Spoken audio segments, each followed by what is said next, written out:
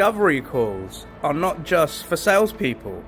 But Neil, aren't you a salesperson as well? Yes, this is true, but I'm also a sales trainer and a sales coach.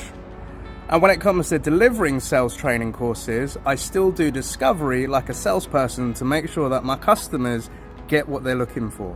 So before any designing or kickoff begins, what I need to do is get a brief. And the brief either comes from the customer that I'm about to work with, or perhaps with one of my clients, with their customers, when I'm building it out for them. Then what I need to do is go schedule my own discovery call with the main stakeholder. I can tailor this course for them rather than getting a generic sales training course.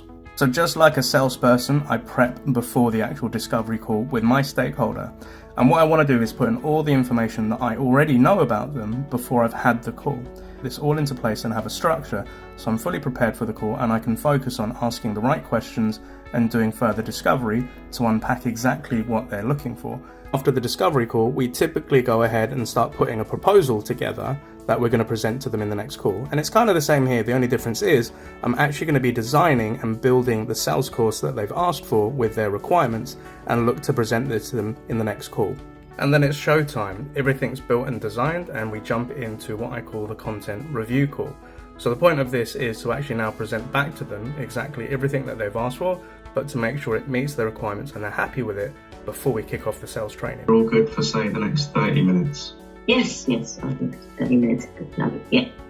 Awesome. So the end goal for today is to kind of walk you through the content design I've come up for our workshops, to get your thoughts and get us ready for us in 2 weeks. How does that sound to go?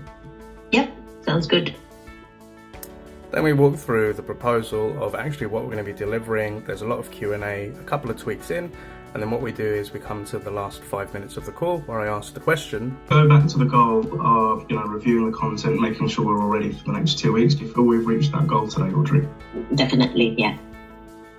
And once I've come to the end of that discovery call, I confirm what the next steps are, what's expected of me and what's expected of my stakeholder, because this is probably the first time that they're doing this, and therefore set the next steps and when the next meeting's going to be.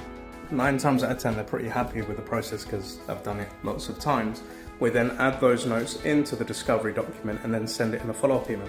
So this makes sure that the client fully knows what's going on, how it's all been designed, what are the actual steps we're going to do. And the final thing is to do is just actually go deliver the sales training. But yeah, for discovery, it doesn't just stop with being a salesperson, but it also works with being a sales trainer and a sales coach. And by following the process, you always know that things are going to go well. Happy selling.